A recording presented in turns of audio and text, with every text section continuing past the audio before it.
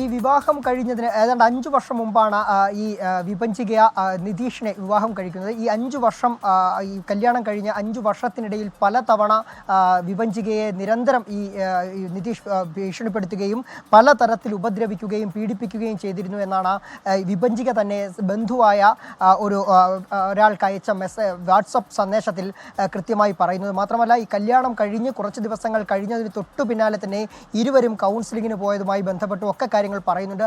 അതുകൂടാതെ ഈ 5 വർഷത്തിനിടയിൽ പലതവണ പല രീതിയിൽ വിഭജികയെ നിതീഷ് ഭീഷണിപ്പെടുത്തുകയും പീഡിപ്പിക്കുകയും ചെയ്തിരുന്നുവെന്നാണ് പറയുന്നത്. ഇക്കാര്യങ്ങളൊക്കെ ചൂണ്ടിക്കാട്ടിക്കൊണ്ട് വിഭജികയുടെ അമ്മ ശൈലജ കൃത്യമായി പോലീസിൽ പരാതി നൽകിയിട്ടുണ്ട്. അതുമാത്രമല്ല, ഇപ്പോൾ മകളുടെ മരണത്തിൽ അസ്വാഭാവികതയുണ്ടെന്നും ദുരൂഹത ആരോപിച്ചുകൊണ്ടും ഈ അമ്മ രംഗത്ത് വന്നിരിക്കുകയാണ്. ഒരിക്കലും വിഭജിക ആത്മഹത്യ ചെയ്യില്ല എന്ന് തന്നെയാണ് അമ്മ ശൈലജ പറയുന്നത്. അതുപോലെ തന്നെ ഇക്കാര്യങ്ങൾ ഏറ്റവും പ്രധാനമായി ഇക്കാര്യത്തിൽ വിഭജിക ഈ നിതീഷിൽ നിന്നും വിവാഹമോചനം നേടാൻ ഒരുങ്ങിയിരുന്നു. ഇതുമായി ബന്ധപ്പെട്ട് നാട്ടിലുള്ള അഭിഭാഷകനുമായി ഫോണിൽ ബന്ധപ്പെടുകയും ചെയ്തിരുന്നു. മരണപ്പെട്ടു എന്ന് പറയുന്ന ആ ദിവസം തന്നെ രാത്രി 8 മണിയോടുകൂടിയാണ് വിഭജിക അഭിഭാഷകനായ മനോജ് പള്ളിമണിനെ ഫോണിൽ ബന്ധപ്പെട്ടത്.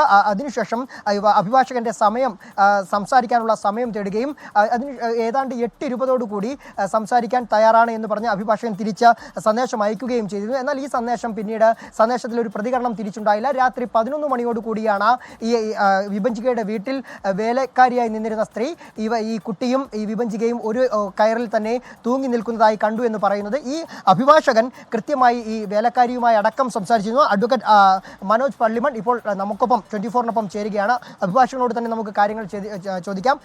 എത്ര മണിക്കാണ് കൃത്യമായി ഈ വിഭജിക താങ്കളുമായി സംസാരിച്ചത്? എന്തായിരുന്നു സംസാരിച്ചത്?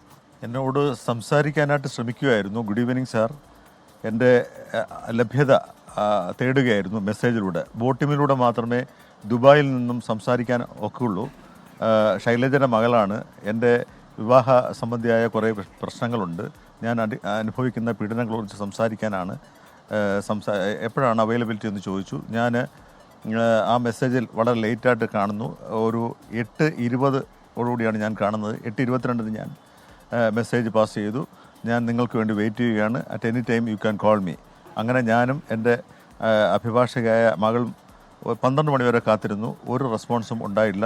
അതിപ്പോഴും അൺറീഡബിൾ ആയിട്ട് തന്നെയാണ് ആ മെസ്സേജ് നിലനിൽക്കുന്നത്. ബന്ധുക്കൾ അസ്വാഭാവികത ആരോപിക്കുന്നുണ്ട്. അതിന് അവർ നിരത്തുന്ന കാരണങ്ങൾ എന്തൊക്കെയാണ് വക്കീലിനോട് പറഞ്ഞിട്ടുള്ളത്? ഈ 8-ാം തീയതി ഉച്ചയോടുകൂടിയാണ് വിഭജികയുടെ അമ്മ തൃശ്ശൂരിൽ അവർ ചികിത്സാർത്ഥം അവരുടെ മരുമകളുടെ കുടുംബ വീട്ടിലാണ് താമസം. അവരെന്നെ ബന്ധപ്പെടുകയും ഈ കല്യാണത്തെ സംബന്ധിച്ചൊക്കെ കൃത്യമായ വിവരങ്ങൾ നൽകുകയും അവൾ ഏറ്റുകൊണ്ടിരിക്കുന്ന പീഡ അനുഭവ കഥകൾ വിവരിക്കുകയും ഒക്കെ ചെയ്തു.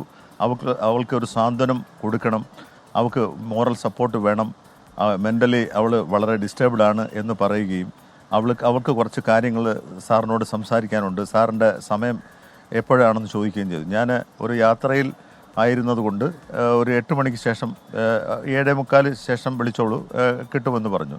അങ്ങനെ ഞാൻ നോക്കുമ്പോഴാണ് വിഭജികയുടെ ഈ മെസ്സേജ് കാണുന്നത്, എൻ്റെ അവൈലബിലിറ്റി ചോദിച്ചുകൊണ്ടുള്ള സന്ദേശവും കാണുന്നത്.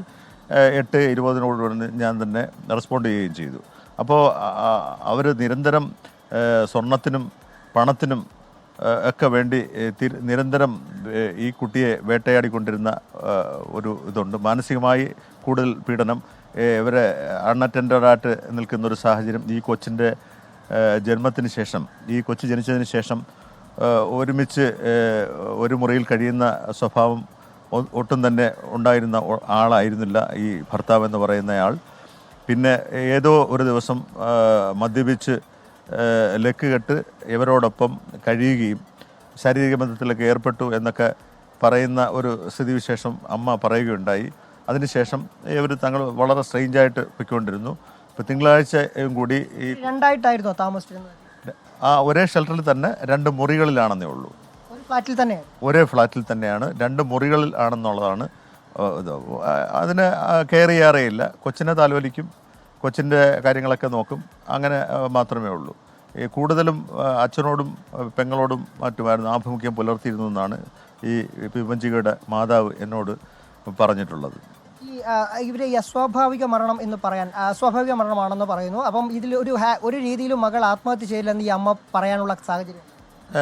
ഈ കുട്ടിയുടെ സന്ദേശങ്ങളിൽ നിന്നും എനിക്ക് മനസ്സിലാവുന്നത് വളരെ ബോൾഡായിട്ടുള്ള ഒരു കുട്ടിയായിരുന്നു എന്ന് തന്നെയാണ്. അത് തന്നെ 7:45 എനിക്ക് മെസ്സേജ് ഇടുമ്പോൾ വളരെ കാം ആൻഡ് ക്വയറ്റായിട്ടാണ് ഈ കുട്ടി എൻ്റെ അവൈലബിലിറ്റി ലഭ്യത തേടിയത്. അപ്പോൾ എനിക്ക് മനസ്സിലാവുന്ന പിന്നെ 8:20 ഇടയ്ക്ക് അങ്ങനൊരു സഡൻ പ്രൊവോക്കേഷനിലോ അല്ലെങ്കിൽ അങ്ങനെ ഒരു ദുരവസ്ഥയിലേക്ക് പോകേണ്ട ആവശ്യം വരുന്നില്ല. അതുകൂടാതെ ഈ കുട്ടി എപ്പോഴും ആത്മഹത്യയുടെ കാര്യം ഒരിക്കലും പറഞ്ഞിട്ടില്ല എന്ന് പറഞ്ഞിട്ടുണ്ട്. മെൻ്റലി ഡിസ്റ്റർബ്ഡ് ആണെന്നെങ്കിലും അവൾ ബോൾഡായിട്ട് പിടിച്ചു നിൽക്കാൻ ശ്രമിക്കുകയായിരുന്നാണ് അമ്മ ഞാനോടുള്ള കോൺവെർസേഷനിൽ പറഞ്ഞിട്ടുള്ളത്. വളരെ ഞാൻ അന്വേഷിച്ചപ്പോഴത്തേക്കും വളരെ ബോൾഡും സ്മാർട്ടുമായിട്ടുള്ള ഒരു ലേഡി ആയിരുന്നു. സുരേന്ദ്രൻ വിവരങ്ങൾ പങ്കുവെക്കുകയായിരുന്നു.